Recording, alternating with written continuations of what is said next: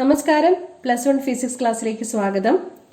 15 അധ്യായങ്ങളിൽ നിന്നായി ഏതാനും ചോദ്യങ്ങൾ റിവിഷൻ ആയിട്ട് ഡിസ്കസ് ചെയ്യാം എന്ന് വിചാരിക്കുന്നു. ആദ്യത്തെ ചോദ്യം, give examples for the following: A unitless dimensionless physical quantity. Unit ഇല്ലാത്ത ഡയമെൻഷൻ ഇല്ലാത്ത ഫിസിക്കൽ ക്വാണ്ടിറ്റീസ് മെൻഷൻ ചെയ്യുക. നമ്മൾ റിഫ്രാക്റ്റീവ് ഇൻഡെക്സ് പഠിച്ചിട്ടുണ്ട്. റിഫ്രാക്റ്റീവ് ഇൻഡെക്സ് n=c/v എന്നുള്ളതാണ് ഒരു equation. C is velocity of light in vacuum, V is velocity of light in medium. ന്യൂമറേറ്ററിലും ഡിനോമിനേറ്ററിലും velocity തന്നെയാണ് വരുന്നത്. റിഫ്രാക്റ്റീവ് ഇൻഡെക്സ് കണക്കാക്കാനുള്ള മറ്റൊരു ഇക്വേഷൻ n=sin a/sin r എന്നുള്ളതാണ്. അവിടെയും ന്യൂമറേറ്ററിലും ഡിനോമിനേറ്ററിലും ആംഗിൾ തന്നെയാണ്. അങ്ങനെ ന്യൂമറേറ്ററിലും ഡിനോമിനേറ്ററിലും ഒരേ ഫിസിക്കൽ ക്വാണ്ടിറ്റി തന്നെ വന്നു കഴിഞ്ഞാൽ റേഷ്യോ എടുക്കുമ്പോൾ യൂണിറ്റോ ഡയമെൻഷനോ ഉണ്ടാവുകയില്ല.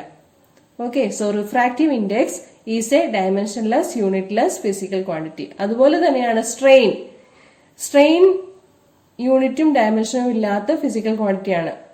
Increase in length by original length, അപ്പോൾ അതിന് യൂണിറ്റോ ഡയമെൻഷനോ ഉണ്ടാവുകയില്ല. Increase in area by original area, അവിടെയും യൂണിറ്റും ഡയമെൻഷനും ഉണ്ടാവുകയില്ല. Increase in volume by original volume, ratio എടുക്കുമ്പോൾ ഈ മൂന്ന് ക്വാണ്ടിറ്റീസിനും എന്തില്ല? യൂണിറ്റും ഇല്ല, ഡയമെൻഷനും ഇല്ല. So, refractive index and strain are examples for dimensionless, unitless physical quantities. അടുത്തത്, a dimensionless physical quantity but having unit in SI system. ഡയമെൻഷനും ഇല്ല, പക്ഷെ യൂണിറ്റ് ഉണ്ട്. അത്തരം ഫിസിക്കൽ ക്വാണ്ടിറ്റി ഏതാണെന്നാണ് ചോദ്യം. നമ്മൾ ആംഗിളിനെ കുറിച്ച് പഠിച്ചിട്ടുണ്ട്. Plane angle unit radian, solid angle unit steradian. Okay, ആംഗിളിന് ഡയമെൻഷൻ ഇല്ല, പക്ഷെ യൂണിറ്റ് ഉണ്ട്. So a dimensionless physical quantity but having unit in SI system ചോദിച്ചാൽ ആംഗിൾ പറയാം, പ്ലെയിൻ ആംഗിളോ സോളിഡ് ആംഗിളോ പറയാം. ഓക്കെ, അടുത്ത ചോദ്യം, two physical quantities which have the same dimensions. ഒരേ ഡയമെൻഷൻസ് ഉള്ള ഫിസിക്കൽ ക്വാണ്ടിറ്റീസ് മെൻഷൻ ചെയ്യാനാണ് പറഞ്ഞിരിക്കുന്നത്. വർക്ക് ആൻഡ് എനർജി എക്സാമ്പിൾ ആണ്. വർക്ക് എന്നാൽ ഫോഴ്സിന്റെ ഡിസ്പ്ലേസ്മെന്റ് ആണ്. ഫോഴ്സിന്റെ ഡയമെൻഷൻ mLT⁻². മാസിന്റെ ആക്സിലറേഷൻ വരുമ്പോൾ മാസിന് എമ്മും ആക്സിലറേഷന് m/s² യൂണിറ്റ് ആവുമ്പോൾ LT⁻². സോ ഫോഴ്സിന്റെ ഡയമെൻഷൻ mLT⁻². ദെൻ ഫോഴ്സിന്റെ ഡിസ്പ്ലേസ്മെന്റ് എന്ന് വരുമ്പോൾ mLT⁻² L എന്ന് വരുമ്പോൾ mL²T⁻² വരും. അത് തന്നെയാണ് എനർജിക്കും കിട്ടുക, കാരണം എബിലിറ്റി ടു ഡു വർക്കാണ് എനർജി.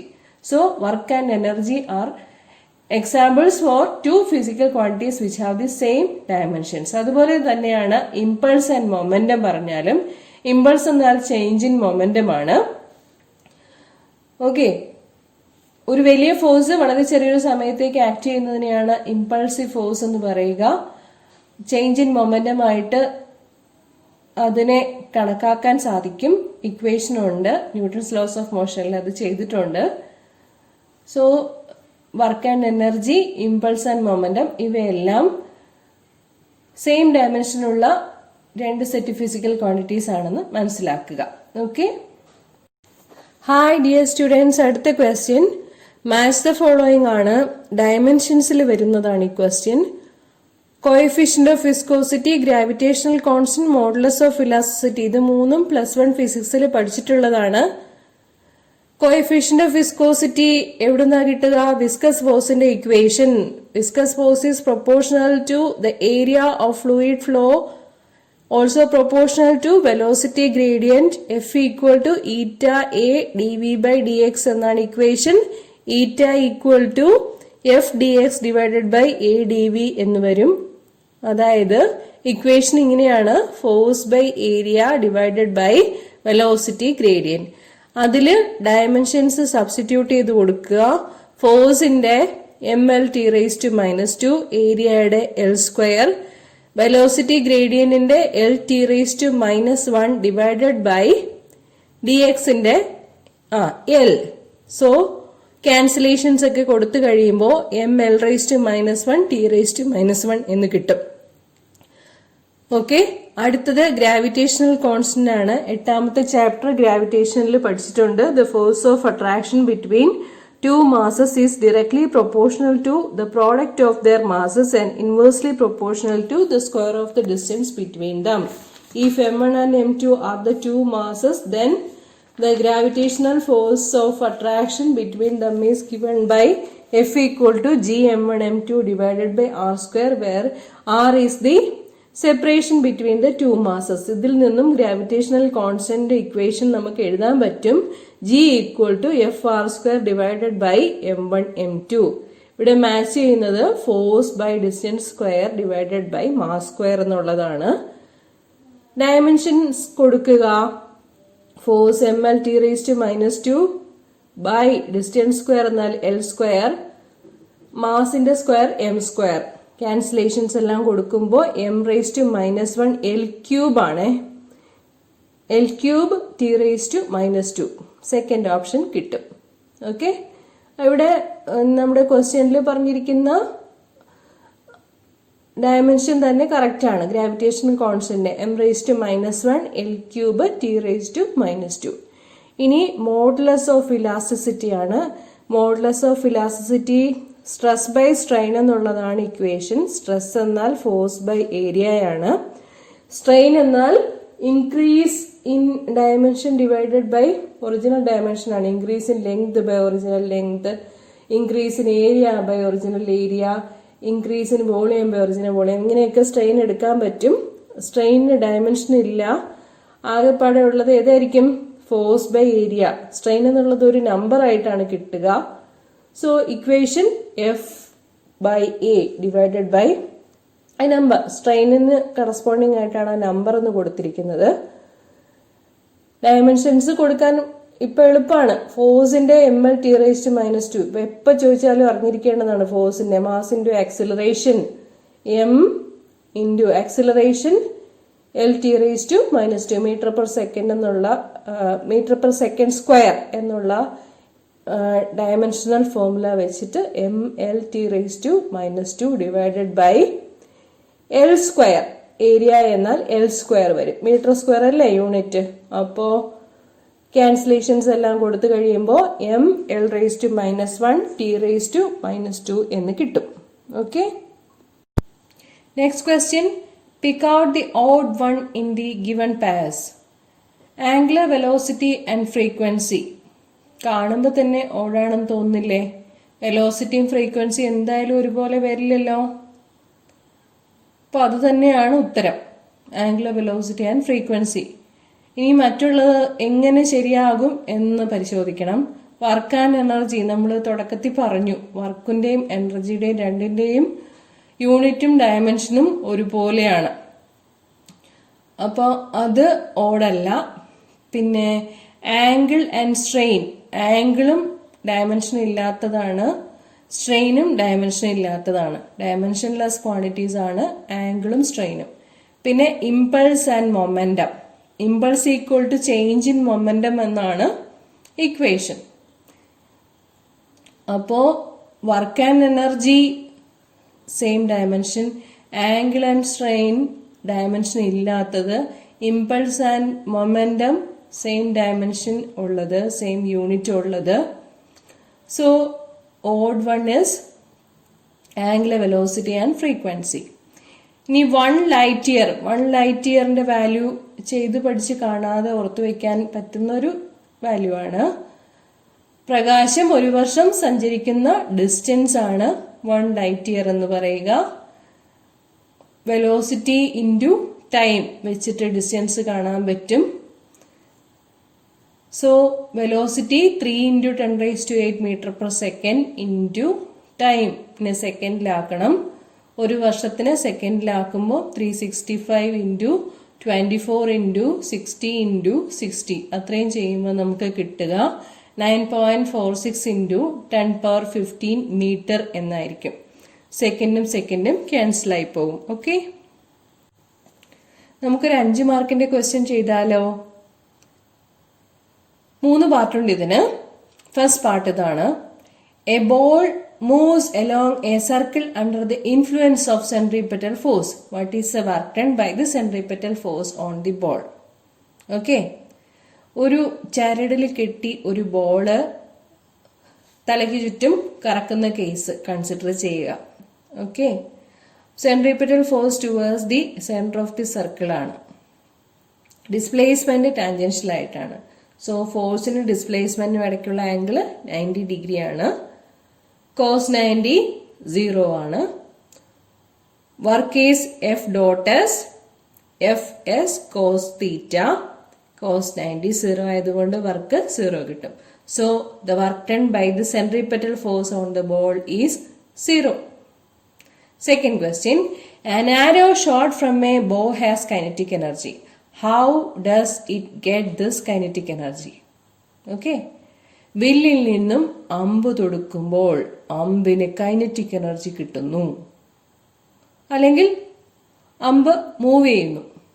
കൈനറ്റിക് എനർജി ഉള്ളത് കൊണ്ടാണ് അത് മൂവ് ചെയ്യുന്നത്. എങ്ങനെയാണ് ഈ കൈനറ്റിക് എനർജി കിട്ടുന്നത് എന്നാണ് ചോദ്യം.